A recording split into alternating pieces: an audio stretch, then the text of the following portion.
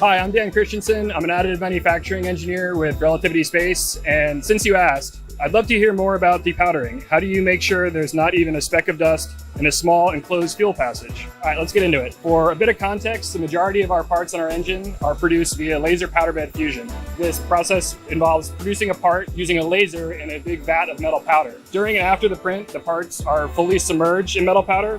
And this includes all the empty space around the part, as well as the internal fuel manifolds and channels. First, we work with the design and analyst teams to create a part that can be depowdered easily.